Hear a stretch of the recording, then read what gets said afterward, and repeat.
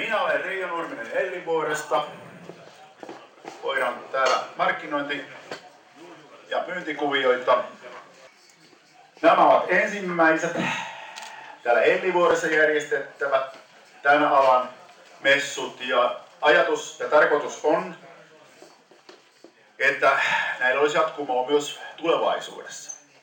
Mutta ne, jotka tänne tulee, niin niiden täytyy olla todella aidosti kiinnostuneita tästä tapahtumasta, koska tämä ei ole tossa, että tänne vaan poiketaan tullaan. Toivotan teidät kaikki tervetulleeksi tänne. Viettäkää hyvät messut, verkostoitukaa, nostetaan teidän keksinnöille, tuotteille ja muille. Sitä toivon kaikesta sydämestäni. Maria-Riitta Mattilanurmi Pirkanmaan liitosta. Mulla on ilo tulla esittämään Pirkanmaan liiton tervehdys, ja kuten tuossa mainittiin, niin edustan tämmöistä tulevaisuus- ja innovaatiotyöryhmää. Tämä innovaatiotyö on nostettu Pirkanmaan liiton, siis aluekehityksestä vastaavan ja tavallaan niin kuin Pirkanmaan kilpailukyvyn kehittämisestä vastaavan organisaation tämmöiseksi strategiseksi painopisteeksi. Ja tästä on muun muassa osoituksena se, että Pirkanmaan liitossa on maakuntien liittojen ensimmäinen innovaatio- ja tulevaisuusjohtaja Petri Räsänen, jonka ehkä monet tunteekin. Kun katsotaan sellaista innovaatioprofiilia, mikä maakunnan liitolla on. Tekes on näitä vertailu koko Suomessa ja tehnyt semmoiset keskiarvokäyrät. Ja Pirkanmaan liitto on aivan huippuluokkaa innovaatiotoiminnassa, kun katsotaan sitä, että miten siihen panostetaan. Kun katsotaan, että kuinka paljon tuotekehitys- ja tutkimusrahaa ja henkilöstöä on täällä käytettävissä, niin siinä me ollaan ykkösiä koko maassa. Mutta sitten hiukan haastettakin löytyy, kun katsotaan sitä, että kuinka paljon meillä syntyy patentteja ja yrityksiä ja erityisesti kasvuyrityksiä. Eli siinä meillä on vähän tekemistä. Me on lähdetty miettimään, että mikä se innovaatioprosessin tämmöinen sosiaalinen luonne on. Eli mitä tapahtuu sen satsauksen ja sitten sen lopputuloksen välissä. Mitä tarvitaan siihen, että innovaatio syntyy? Tarvitaan sellaisia toimijoita ja organisaatioita, joilla on mahdollisuus hypätä ihan tuntemattomille poluille ja myös mahdollisuus tai halu kasvaa ja kasvattaa sitä toimintaa. Sitten tarvitaan sitä henkistä paloa, mitä varmasti teiltä kaikilta täällä löytyy, eli juuri tällaista asennetta. Sitten tarvitaan myös niitä relevantteja asioita, eli sellaisia ongelmia, joihin sitten nämä yritykset ja asioita, eli sellaisia ongelmia, joihin meillä on Pirkanmaalla sellaisia, niin kuin lähdetty tekemään sellaista ihan uuden tyyppistä innovaatiopolitiikkaa ja avattu näitä innovaatioprosesseja. Isot yritykset on antanut keissejä ja opiskelijat ja keksijät on tullut niitä ratkaiseen. Et meillä on tietyllä tavalla laboratorion mittakaavassa luotu semmoista avoimen innovaatiotoiminnan niin kuin hyvin semmoista edelläkulkijaroolia oikeastaan koko maailmassakin, ja halutaankin olla edelläkulkijoita tässä. Eli havaittiin, että ollaan liiaksi oltu siiloissa, että siellä on ministeriöt, siellä on erilaiset toimijat, jotka pysyvät siellä omia. Havaittiin, että ollaan liiaksi oltu siiloissa, että siellä on ministeriöt, siellä on erilaiset toimijat, jotka pysyvät siellä omien selvinsä puolella, ja haluttiin lähteä rikkoa näitä siiloja ja tuomaan sitä tavallaan yhdistään erilaisia tietoja ja erilaisia ihmisiä ja erilaista osaamista. Ja sitten toimia hyvin ketterästi, että kun napsahtaa, että hei, tässä on hyvä idea, niin sitten tuodaan sille kaikki mahdollinen tuki ja rahoitus ja mahdollisuus löytää kumppaneita. Ja tämä kaikki niin kuin vähällä rahalla, koska meillä nyt tavallaan tässä tämä niin kuin muuttaa tätä nykyistä innovaatiopoliittista ajattelua sillä lailla, että julkisen sektorin tehtäväksi tulisi luoda semmoinen ympäristö ja semmoisia innovaatioalustoja, joihin sitten keksijät ja kehittäjät pystyy valitsemaan sen oman alustansa ja omaa tapaustansa varten. Ja nyt mä niin kun toivottaisin kaikki kehittäjät ja keksijät tervetulleeksi kokeilemaan niitä kehittämisalustoja, mitä meillä nyt lähinnä tällä hetkellä Tampereen seudulla on tehty, mutta siinä on ihan sama ajatus. Siinä on ihan sama ajatus kuin mitä teillä tässä tapahtumassa tänään. Eli mennään sinne, missä niin kuin informaatiovirrat pyörii ja missä on uutta tietoa ja kokemusta. Ja heitetään vähän keskeneräisiäkin keksintöjä ja ajatuksia sinne ja testataan niitä.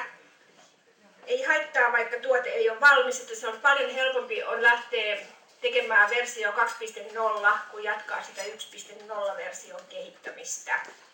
Monta kertaa rahoitusmielessäkin. Ja toinen asia, mikä on niin kuin tulevaisuudessa entistä tärkeämpi, on se, että mietitään sitä liiketoimintamallia. Et se on yhä suurempi osa, niin kuin ihan kiinteä osa sitä. Ja sitten vielä neljäntenä asiana kehittäjille ja keksijöille sanoisin, että sen oman tarinan kertominen pitää opetella. Että se on kaiken A ja O, kun haette rahoitusta ja kumppaneita. Meillä on hirveän hyviä tuloksia siellä Finlayssonilla uudella tehtaalla näistä meidän uusista innovaatioalustoista. Löytyy lukuja, kuinka paljon yrityksiä syntynyt. Tämä on ihan uudenlaista politiikkaa. Tätä meidän mallia on viety muihin maihin ja on saatu Euroopassa myös palkintoja. Ja tämä ei ole pelkästään niin tämmöistä ylätason puhetta, vaan tämä on ihan käytännön toimintaa, missä tuodaan yhteen sitten ja keksijöitä ja kehittäjiä ja yrityksiä ja opiskelijoita ja keksijöitä ja kehittäjiä ja yrityksiä. No sitten vielä muutama sana julkisista hankinnoista. Tämä on yksi sellainen asia, mikä on noussut nyt kansallisesti, eli innovaatiopolitiikan keskiöön. Että tuntuu, että nyt täytyy lähteä kaivamaan sitä potentiaalia, mistä uusia työpaikkoja voisi syntyä. Miten julkinen sektori voisi toimia sellaisena vaativana asiakkaana ja älykkäänä asiakkaana siinä tilanteessa, kun nyt tuntuu monesti, että niiden kaikki huomio menee siihen. Sen yli pitäisi nyt päästä ja siellä pitäisi kunnan puolella lähteä miettimään, että minkälaisia semmoisia tartuntapintoja ihan yhtä lailla kunnan puolella kuin sitten niin kuin yrittäjäyhdistysten ja muiden puolella miettiä, että minkälainen tartuntapinta siinä välillä on. Että miten pystytään vaalikausien välillä ja hankintakausien välillä pitämään yllä sitä kumppanuutta paikallisten yrittäjien kanssa. Miten me saadaan paikalliset yrittäjät mukaan luomaan ihan uusia markkinoita ja mukaan siihen palvelun kehittämiseen. On tulossa muun muassa näitä cleantech ja kestävän kehityksen siis valtioneuvoston periaatepäätös, joka velvoittaa myös kuntia lähteä miettimään näitä. Kunnille sellaista viestiä koitetaan nyt Pirkanmaan liitostakin viedä, että niiden pitäisi pystyä rakentamaan sellaista rajapintaa, että luovat ratkaisut, paikallisesti syntyvät ratkaisut ja yritysyhteistyö kukoistaa. Eli me halutaan olla omalta osaltamme tämmöistä viestiä ja tämän tyyppistä johdonmukaista politiikkaa viemässä eteenpäin Pirkanmaalla. Maakunnan kehittämisen näkökulmasta ajankohtaiset uutiset ja mun ei tarvitse kertoa teille hyviä esimerkkejä innovaatioista, te kerrotte ne itse täällä. Toivotan oikein hyviä Ellivuoden teknologia- ja innovaatiopäiviä. Ensimmäistä kertaa toivotan, että tämä jatkuu vielä. Kiitoksia. Ellivuoden terveisiä Tuomaan Antti-Jussila. Toivotan, että löydätte yhteistyökumppaneita näille keksinnöille, mitä teillä on, ja verkottaudutte, saatte hankkeita eteenpäin. Itse olen ollut vuosia kanssayrittäjänä, ostanut useampia keksintöjä, muodostanut niistä keksijöiden kanssa ja verkostoni kanssa liiketoimintaa. Ja siksi yhtenä ajatuksena oli synnyttää tämmöistä innovaatiopäivää Ellivuoressa. Itse toimin tällä hetkellä Hotelli Oyn hallituksen puheenjohtajana ja tällä hetkellä 6-7 yrityksessä mukana viemässä asioita eteenpäin. Ja näkisinkin, että tästä voisi tulla semmoinen jatkumo, vuosittainen tapahtuma. Näitä ei kuitenkaan Suomessa ole liikaa näitä innovaattoreille suunnattuja tapahtumia ja pyritään saamaan tästä toistuvaa ja perinteisesti tullutta jo ensi vuonna ainakin. Suomen keksijöiden keskusliitosta Veijo Vaakanainen, tervetuloa. Tuon terveiset Suomen keksijän keskusliitto Keke ry:stä. Olemme mukana tukemassa tätä tapahtumaa yhdessä muiden tapahtumajärjestäjien kanssa. Keksijöiden keskusliitto Kekeen yksi tehtävistä on olla tukemassa keksijää. Täälläkin Keken toiminnanjohtaja IPR-juristi Maura Korpela pitää koulutustilaisuuksia molempina päivinä sekä antaa IPR henkilökohtaista neuvontaa keksijöille. Keken tehtäviä on myös tukea keksijää tuomaan esille hänen keksintöään. Täällä on hyvä tilaisuus tuoda keksintö esille. Sille käyttäjäryhmälle, jolle keksintö on tarkoitettu. Samoin teollisuudelle ja kaupalle, jotka etsivät uusia tuotteita tuotantonsa ja myyntiin ja löytävät niitä täältä. Kun katsoo näitä tuotteita, mitä täällä on esillä, jokaisen tuotteen takana ei ole yritys, vaan keksijä. Teidän kaltainen luova ihminen, joka on ajatellut, kehittänyt ja luonut nämä tuotteet. Ja tuonut ne tänne esille tulikasteeseen lähelle kuluttajaa. Täällä kohtaavat siis keksijän kaikki toiveet, usko keksintönsä. Mutta myöskin onko tuote ehkä hittituote. Kaupallistaminen on keskeisin tekijä missä tahansa innovaatioprosessissa. Tietysti todellakin toivon itse henkilökohtaisesti ja myös liiton nimissä, että jokainen täällä tänään esillä oleva keksintö muuttuu innovaatioksi ja yllättävästi ylittää kaikki ne odotukset, jotka keksijä on asettanut, mutta myös ne odotukset, jotka asiakas on asettanut tämän tyyppisille ratkaisuille.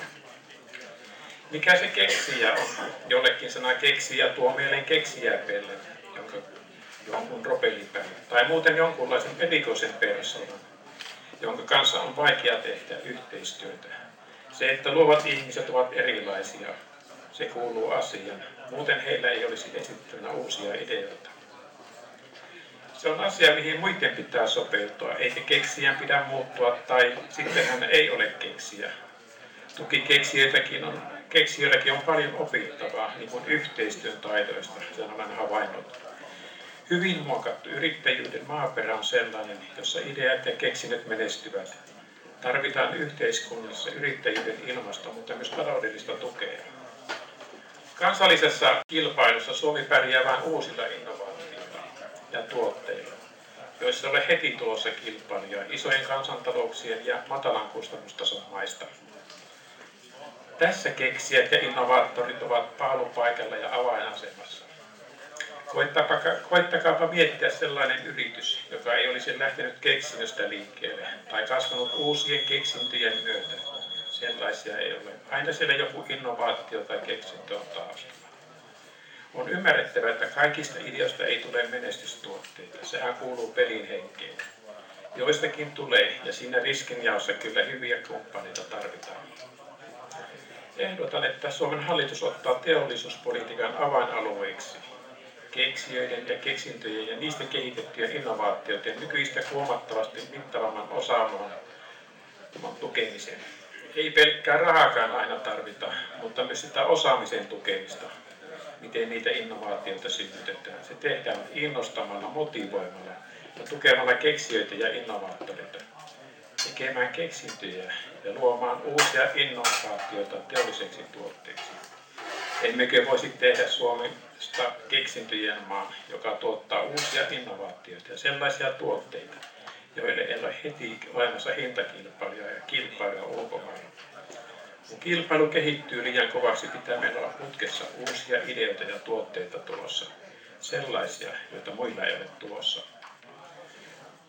Parasta aikaa TEMin virkamiestyöryhmä etsii uusia keksintö- ja innovaatiorahoitusmalleja helpottamaan ja nopeuttamaan keksintöjen ja innovaatioiden rahoitusta ja nopeuttamaan keksinnön saamista valmiiksi tuotteeksi.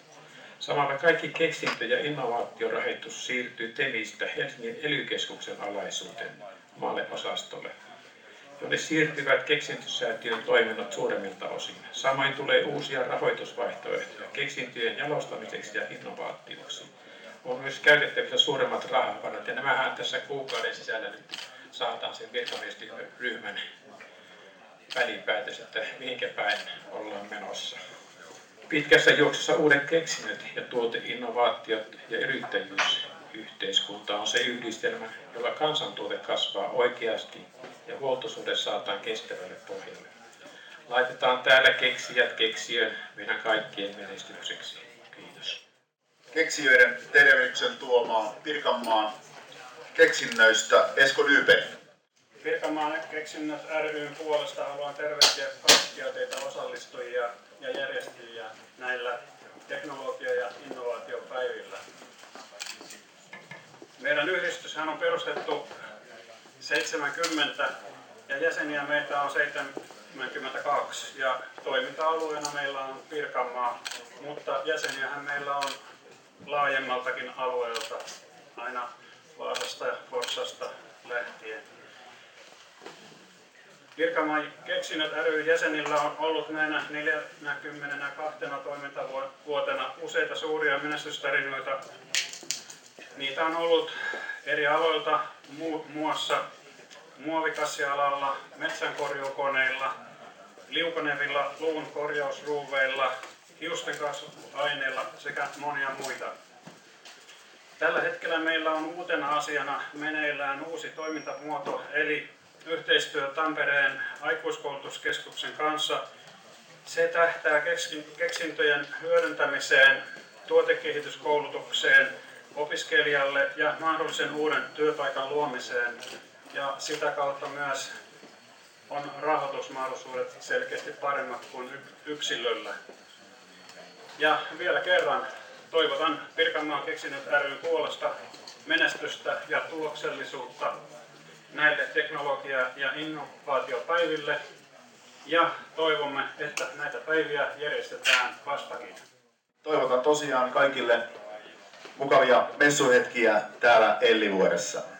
Kiitos.